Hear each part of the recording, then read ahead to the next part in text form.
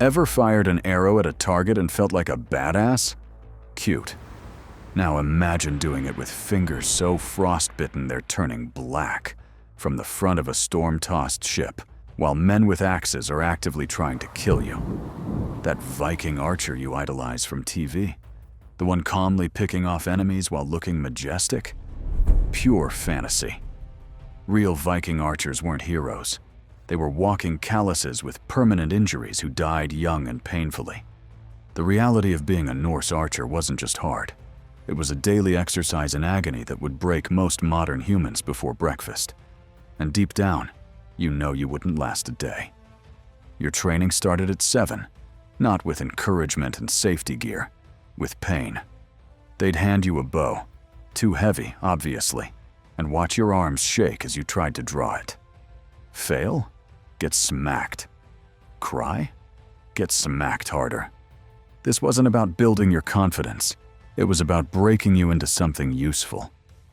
By 8, your fingertips were perpetually split open. The bowstring sliced through skin like a cheese wire through butter. Adults didn't give you bandages. They waited for calluses to form. Natural armor grown from your own suffering. But my fingers hurt wasn't a phrase in Old Norse. Neither was, I need a break, or this isn't fair. The only acceptable response was to shoot again, and again, until your arms trembled and your back spasmed. The draw weight of an adult Viking warbow wasn't the 30-pound toy you use at summer camp. Try 80 to 100 pounds. For perspective, that's like hanging a full-grown Rottweiler from your 3 drawing fingers, hundreds of times daily. By 12, you weren't practicing hitting targets. You were practicing hitting targets while standing in freezing water, while someone shouted in your face, while rocks were thrown at you. Because battle wouldn't be comfortable, so training couldn't be either. Miss too many shots. Enjoy spending hours in the dark collecting arrows while everyone else ate. Nothing teaches accuracy like the combination of hunger and hypothermia. Your modern CrossFit routine that makes you feel hardcore.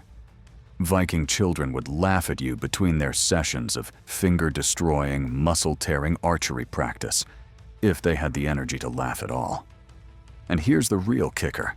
After years of this agony, after finally building those precious calluses and developing the muscles needed to function, you'd still regularly watch your fingers crack open in the winter cold, leaving bloody prints on your bow.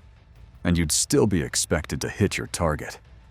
Imagine trying to thread a needle while riding a horse during an earthquake in a blizzard. That's basically what shooting in Norse weather was like. Modern archers whine about a light breeze.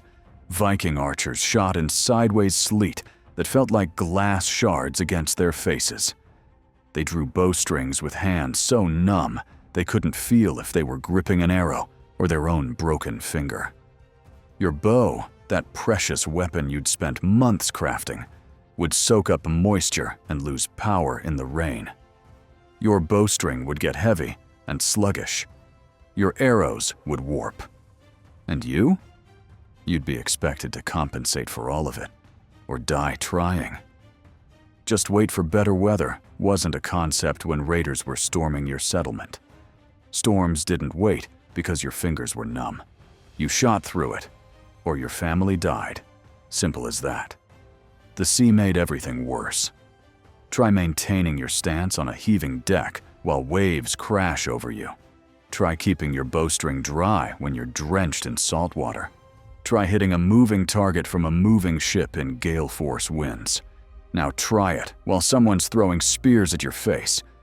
Your wet wool clothing would freeze solid in the Nordic winter, turning you into a walking ice sculpture that somehow still needed to have the dexterity to release arrows with precision.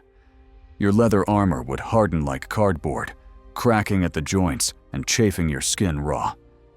Yet somehow, you were still expected to be the first line of attack, still expected to clear the beach before the landing, still expected to hit a man's eye socket from 30 paces while your body was in full hypothermic revolt.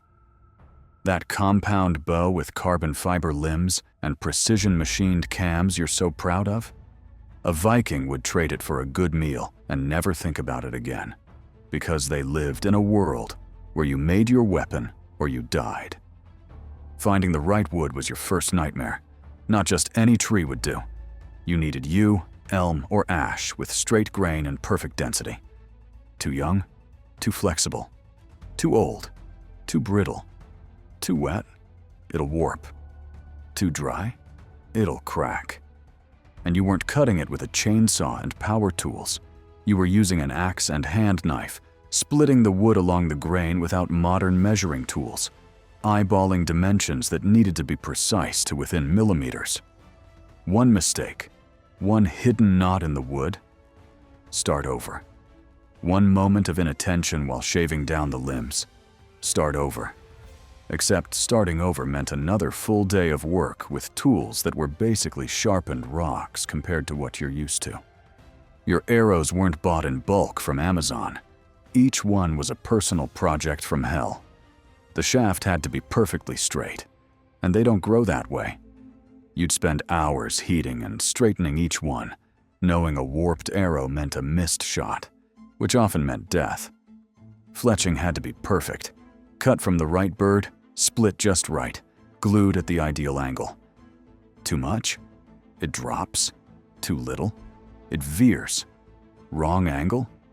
Useless. Even the bowstring was high stakes. Twisted sinew or plant fiber, tuned like a weapon. Too thick, it lags. Too thin, it snaps, and maybe blinds you. And after all that work, all those hours of precise, finger-splitting labor, you'd watch your arrows disappear into bodies or break against shields. You'd see your bowstring snap in freezing temperatures. You'd feel your bow crack under the stress of battle. Then you'd start all over again, because in Viking archery, the crafting wasn't a hobby. It was survival. And you didn't get participation trophies. You got to live another day if you did it right. Forget that romantic image of archers safely launching arrows from behind shield walls. In Viking warfare, archer was practically code for expendable. You stood at the bow of the long ship as it approached shore, not protected, not hidden, just you, fully exposed, a perfect target, while the real warriors crouched behind their shields, waiting for you to clear enough enemies for them to land safely. Imagine it. You're balancing on the narrow prow of a heaving ship, soaked to the bone, fingers numb, trying to hit moving targets on shore who are all aiming directly at you. Miss too many shots, and your entire crew might die before reaching land. No pressure. But surely once the battle starts, archers move to the back. That's adorable. Viking combat formations weren't built around protecting their ranged fighters. While other cultures figured out that keeping archers alive might be strategically sound, Norse warriors considered archer protection a waste of good shield carriers. Instead, you'd find yourself on the edges of the shield wall, partially exposed or worse, sent ahead as a scout. Translation: go die first so we can see where their strongest fighters are hiding. And you couldn't even wear proper armor. Heavy mail restricts movement and ruins your shooting form. So you'd enter battle in lighter leather protection that might stop a glancing blow, but would do absolutely nothing against a determined enemy with an axe. The bitter irony? When battle started going badly, everyone suddenly remembered how valuable archers were. Where are the archers? We need covering fire. Amazing how your status improved right before you were sacrificed to cover a retreat. Your life expectancy in direct combat wasn't calculated in battles survived. It was measured in minutes from first engagement. And your death wouldn't even merit a mention in the sagas. Just another archer who failed to survive the day. Movies show arrow wounds as clean, instant kills. The reality? A horror show of lingering agony that makes modern medical dramas look like children's cartoons. Let's start with your self-inflicted injuries, the ones that came with simply doing your job. That bowstring slapping against your forearm. It didn't just leave a cute red welt like in your weekend archery class. It literally flayed skin off in strips, leaving your arm looking like it had been attacked by a wolverine. Release a heavy draw-weight bow 100 times a day, and you'd watch your fingernails blacken and sometimes detach completely. No fancy release aids or modern gloves, just your calloused fingers and whatever pain tolerance you'd managed to develop. But enemy-inflicted injuries? That's where the real nightmare began. Take an arrow to your body, and you weren't dying heroically in seconds with time for last words. You were looking at days or weeks of fever, delirium, and agony as infection spread through your system like wildfire. Viking medical care would make torture look appealing by comparison. Arrow stuck in you? They'd either push it all the way through your body until the head emerged on the other side, or dig into your flesh with iron tools to extract it. All without anesthesia beyond maybe some ale if you were lucky. Arrowheads weren't just sharp, they were vicious. Many were barbed specifically so they couldn't be pulled out without shredding everything in their path. Some enemies even smeared their arrowheads with dirt, feces, or rotting matter to ensure infection. And if the arrow hit bone, it shattered it into fragments that worked their way through your body like tiny knives for years. If you survived the initial injury and resulting infection, you'd carry those bone shards until they either worked their way out through your skin or killed you when they reached something vital. The worst part? After surviving an injury that would send any modern human into shock, you were expected to recover quickly. No physical therapy, no disability pay, no medical leave. Just get back to shooting as soon as you could draw a bow again, usually before your wounds had fully healed. Your body eventually became a map of scars, chronic pain, and half-healed injuries, and that was considered normal. The natural state of a Viking who had chosen the bow as his weapon of choice. And if you'd think mastering a weapon that required years of painful training would earn you status equal to the sword swingers, you'd be wrong. In the brutal hierarchy of Viking society, archers occupied a strange limbo. Skilled enough to be valuable, common enough to be expendable, like a medieval unpaid intern with PTSD. At feasts, the seating arrangements told the whole story. Sword warriors near the Jarl, sharing mead and boasts. Axemen not far behind. You? Somewhere near the dogs, grateful for scraps of recognition thrown your way like bones. Tell us again how you killed that Saxon from 50 paces away, they'd occasionally ask, not because they were impressed, but because distance killing lacked the prestige of face-to-face combat. Your kills weren't counted the same. Your stories weren't worthy of skald's songs. The loot distribution after raids was even more telling. The shipowner got first pick, the captain second, the sword warriors third. By the time it reached the archers, you were choosing between a dented pot and a half-broken comb. Feeling valued yet? The cruel irony? When battles started, your value skyrocketed like beachfront property. Suddenly you were essential, right until the moment you weren't needed. Or worse, until you were dead. And if you died, your funeral wouldn't merit the elaborate rituals reserved for real warriors.